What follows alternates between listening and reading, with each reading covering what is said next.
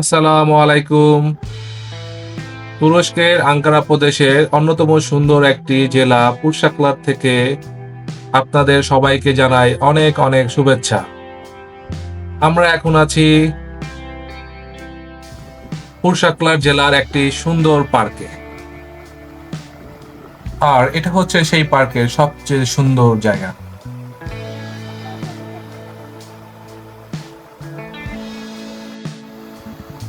চোখ শুধু ধাঁধানো নয়, এ লেক যেন একেবারে শান্তির প্রতীক। আমরা যখন প্রথম ঢুকেছিলাম তখন থেকে কানে আসতেছিল জলের পড়ার শব্দ। একটু এগিয়ে যেতেই তার উৎস খুঁজে পেলাম। লেকের ভিতরে থাকা অনেকগুলো ফোয়ারা, এক একটা ফোয়ারা এক এক ধরনের। সবগুলো ফোয়ারা থেকে আলাদা আলাদা ছন্দে জলরাশি বের হচ্ছে, আর সেই জলরাশির শব্দেই তৈরি হয়েছে এক সুন্দর সঙ্গীত। লেকটি কৃত্রিম হলেও মোটামুটি মাঝারি সাইজের।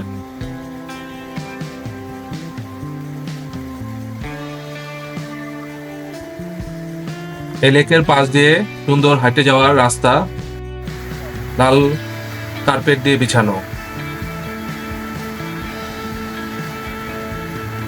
আমরা লেকের পাশ দিয়ে হেঁটে হেঁটে সামনে যাচ্ছিলাম।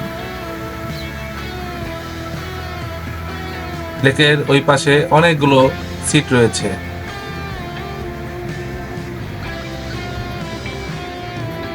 একটির আরেকটি বিষয় আমার অনেক ভালো লেগেছে। লেকের নিচে লেকের যে পানি, সে পানি একদম স্বচ্ছ, এতটাই নির্মল যে উত্তরে তাকালে শুধু আলো আর জল ছাড়া কিছুই চোখে পড়ে না।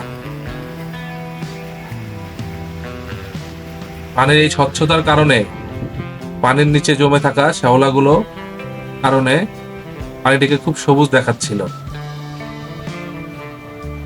লেকটির চারপাশটা কাঠের তৈরি নিরাপত্তা বেষ্টনী বা বেড়া দিয়ে ঘেরা। এই কাঠের ফেন্সিং দেখতে যেমন সুন্দর তেমনি নিরাপদ। ছোট বাচ্চারা খেলতে খেলতে পানির ধারে এলে এই বেড়া তাদের রক্ষা করে।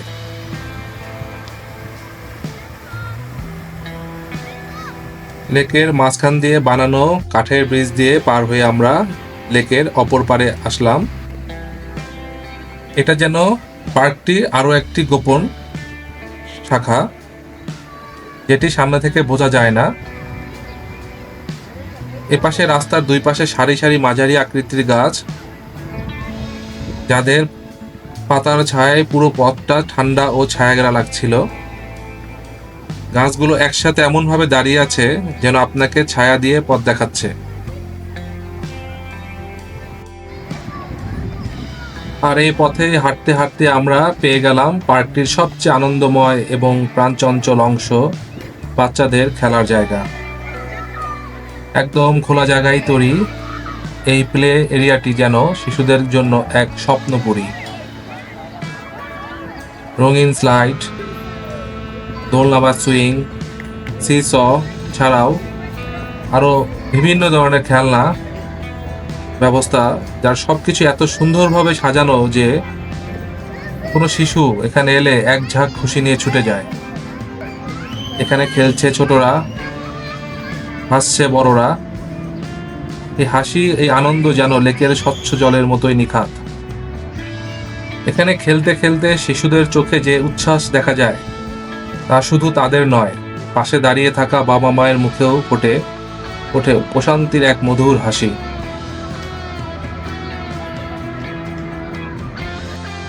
সবুজ গাছের ছায়া মাথার উপর, তার উপরে নীল আকাশ, আর তার বুকে ভেসে বেড়ানো তুলোর মতো সাদা মেঘ। এমন পরিবেশ যেন হৃদয়টা নিজে থেকেই শান্ত হয়ে যায়। তুরস্কের পার্কগুলো নিয়ে একটি বিষয় আমি বারবার বলি, এখানকার প্রতিটি পার্কেই থাকে একটি সুন্দর পরিপাটি মসজিদ। শুধু পুরুষদের জন্য নয়, এখানে নারীদের নামাজ পড়ার জন্য রয়েছে আলাদা ও সম্মানজনক ব্যবস্থা। এই ছোট ছোট ব্যাপারগুলোই বুঝিয়ে দেয় তুরস্ক কিভাবে ধর্ম আর আধুনিকতার এক অসাধারণ ভারসাম্য তৈরি করেছে। মসজিদের একেবারে পাশেই রয়েছে বড়দের জন্য নির্দিষ্ট একটি খেলার মাঠ। চারিদিকে বেষ্টনীযুক্ত কৃত্রিম ঘাসে মোড়া সেই মাঠটি মূলত ভলিবল ও ফুটবল খেলার জন্য তৈরি। সেখানে দেখি কিশোর ছেলেরা হাসিমুখে আনন্দে ফুটবল খেলছে। এমন খোলামেলা আর সুরক্ষিত পরিবেশে তারা যেন হারিয়ে গেছে নিজেদের খেলায়।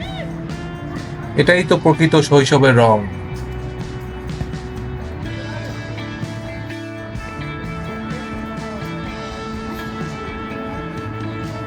শিশু আর কিশোরদের আনন্দে ভরা খেলার দৃশ্য চোখে রেখেই আমরা হাঁটতে শুরু করলাম প্লে জোনের পাশের রাস্তা ধরে।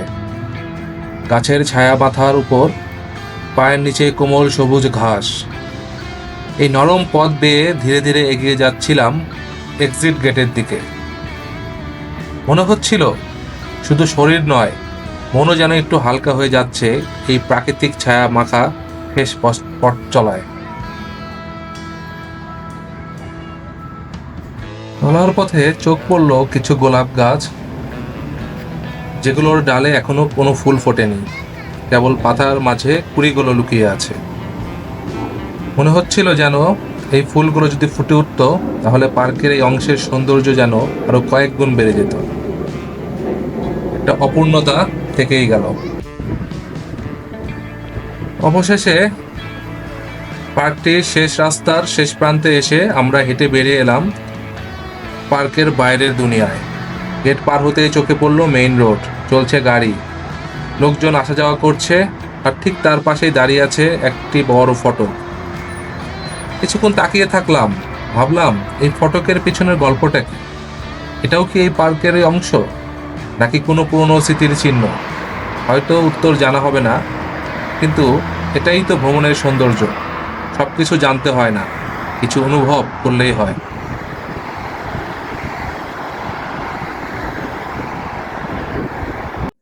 ইউরোপিয়ান ইউনিয়ন পার্ক এর সবুজ শান্ত পরিবেশটা পিছনে ফেলে এবার আমরা পৌঁছে গেলাম আমাদের আজকের ভ্রমণের পরবর্তী গন্তব্যে, এন্ডেমিক ভাদি। এই জায়গাটার নামের মধ্যেই লুকিয়ে আছে বিশেষত্ব। এন্ডেমিক অর্থাৎ এমন কিছু গাছপালা ও প্রাণী জগৎ যেগুলো অন্য কোথাও নেই, শুধু এখানেই টিকে আছে। আসুন এবার ঢুকে পড়ি এই প্রাকৃতিক ভান্ডারের এক অজানা গল্পে।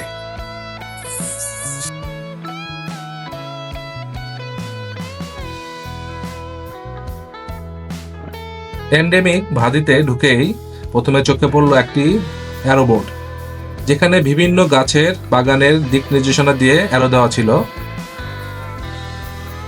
তাতে ছিল এক এক দিকের এক এক নাম, সবকিছুই তুর্কি ভাষায় লেখা, যার কোনোটাই আমরা বুঝতে পারিনি। আর ছিল বোর্ডের চারপাশে ফুলের ছবি দিয়ে আন্দাজ করতে পারলাম এই পার্কের ভিতরে রয়েছে বিভিন্ন ধরনের থিমেটিক ফুলের বাগান। কোনোটা হয়তো গোলাপ, কোনোটা টিউলিপ, আবার কোনোটা হয়তো এমন গাছ যা শুধু তুরস্কের এই অঞ্চলেই জন্মায়, এন্ডেমিক প্রজাতি। ভিতরে ঢুকে এক মুহূর্তে আমাদের আফসোস হলো, এত সুন্দর একটি জায়গা, এত কিছু জানার ছিল, কিন্তু ভাষার কারণে অনেক কিছু জানতে পারলাম না। বাগানের ভিতরে হাঁটতে হাঁটতে মনটা কিছুটা খারাপই হলো, কারণ বেশিরভাগ ফুলই তখনও ফোটেনি, অনেক গাছে শুধু পাতা ও কুড়ি। তারপরও ছোট ছোট কাচের ঘরের ভিতরে রাখা বিভিন্ন ধরনের ক্যাকটাসের সংগ্রহশালাটা খুব ভালো লেগেছে।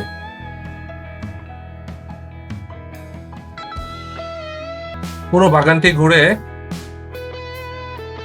একটা কথাই মনে আসতেছে বারবার, যেদিন এই বাগান পুরো ফুটবে, এই বাগানের সবগুলো গাছে যখন ফুল ফুটবে, সেদিন হয়তো এখানে দাঁড়িয়ে চোখ সরানোই যাবে না। আসলে এক একটা কাচের ঘরের ভিতরে এক এক ধরনের গাছ রাখা আছে। সবগুলো গাছই তাদের সৌন্দর্য তুলে ধরার অপেক্ষায় রয়েছে। যেমন এই কাচের ঘরটিতে ছোট ছোট ফুলের চারা, মনে হচ্ছিল এগুলোর বয়স খুবই কম, হয়তো কয়েক সপ্তাহ। প্রাকৃতিক বাগান ঘুরে এবার আমরা পৌঁছে গেলাম প্রাণীজগৎ অংশে। প্রথম খাঁচার দিকেই চোখ পড়তে আমরা থমকে গেলাম। সেই খাঁচার ভিতরে দাঁড়িয়ে ছিল এক দুর্লভ সাদা ময়ূর। আর আশ্চর্য ব্যাপার হলো, সে তখনই পেখম মেলে দাঁড়িয়েছিল। তার পেখম যেন ঝকঝকে সাদা তুলো সূর্যের আলোয় ছড়িয়ে দিচ্ছিল এক অপার্থিব সৌন্দর্য। সে আমাদের দেখে কিছুই করলো না, কিন্তু মনে হচ্ছিল তার এই অবস্থাটাই যেন ছিল আমাদের স্বাগত বার্তা।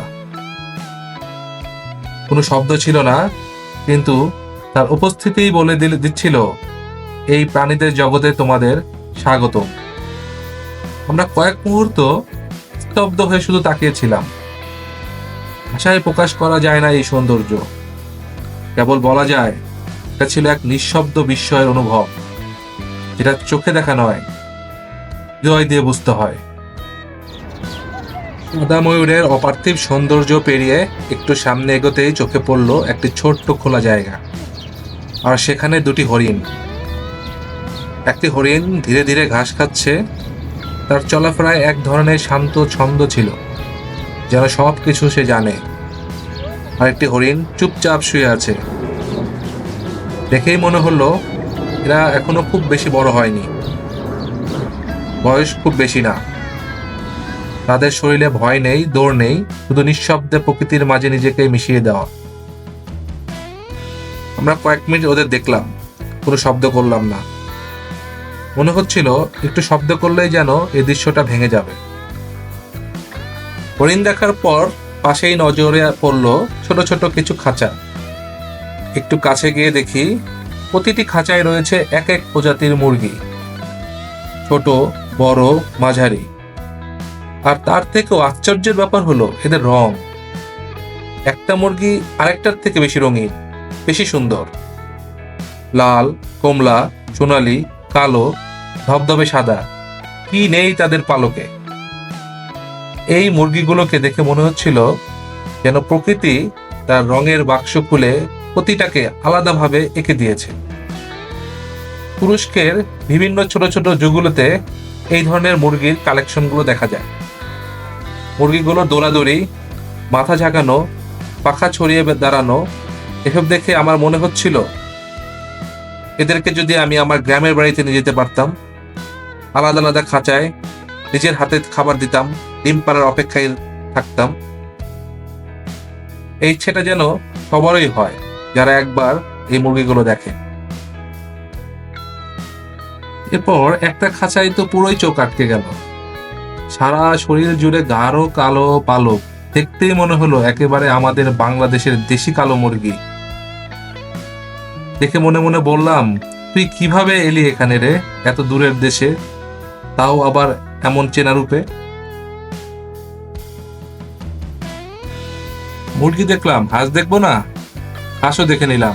একটা খাঁচায় দুটো হাঁস ঝিমাচ্ছিল, কি সুন্দর দুটি রঙিন হাঁস। মুরগি আর হাঁসের পর দেখতে পেলাম এবার কবুতরের দেখা। একটি মাঝারি খাঁচায় বসে আছে অনেকগুলো সাদা শুভ্র কবুতর। দেখে মনে হচ্ছিল যেন কারো যত্নে করা নিঃশব্দ এক শান্তির জগৎ। এবার চোখে পড়ল একদম এক কোণে বসে থাকা একটা বড় সড়ো সাদা খরগোশ। তার সারা শরীর ঢাকা ছিল মোলায়েম তুলোর মতো সাদা লোমে। শুধু লম্বা কান হালকা করে উঠেছিল, মনে হচ্ছিল চারপাশের সবকিছু শব্দ যেন সে মন দিয়ে শুনছে। তার চোখে মুখে ছিল না কোনো ভয়, বরং যেন এক ধরনের নিশ্চিন্ত শান্তিতে আছে সে। সাদা কবুতর আর সাদা খরগোশ দেখেই যখন মনে হচ্ছিল আমরা বুঝি সাদার এক জগতে ঢুকে পড়েছি, ঠিক তখনই সামনে দেখা দিল আর এক চমক। একটি খাঁচায় একসাথে অনেকগুলো সাদা বিড়াল, একেবারে শুভ্র নরম লোমে মোড়া, যেন তুলোর দল খেলা করছে। তাদের কেউ বসে আছে, কেউ ঘুমাচ্ছে, কেউ বা একে অপরকে দুষ্টুমি করে জ্বালাচ্ছে। এই দৃশ্য দেখে মনে হচ্ছিল যেন কোনো রূপকথা আর বিড়ালের রাজ্যে ঢুকে পড়েছি আমরা। সবশেষে চোখে পড়ল একটি ছোট খাঁচা, যেখানে কয়েকটি সাদা ভেড়া। তাদের শান্ত চোখ, মুখ আর তুলোর মতো শরীর দেখে মনে হচ্ছিল এই সাদা রাজ্য যেন এখানেই শেষ হবে। বাগানে রঙিন ফুল আর প্রাণীদের সংগ্রহ দেখে আমরা ধীরে ধীরে বের হয়ে আসছিলাম এন্ডেমিক ভাদি থেকে। বের হওয়ার পথেই চোখে পড়ল একটি ফ্রি চায়ের স্টেশন। সরকারি ব্যবস্থাপনায় এত সুন্দরভাবে বিনামূল্যে চা খাওয়ার ব্যবস্থা দেখেই মুগ্ধ হয়ে গেলাম। আমরাও কিছুক্ষণ বসে চা খেয়ে আমাদের পরবর্তী গন্তব্যের দিকে রওনা হলাম। আমাদের আজকের ভ্রমণের শেষ গন্তব্য ছিল পোরশাকলার তেবেস্তুম পার্কি।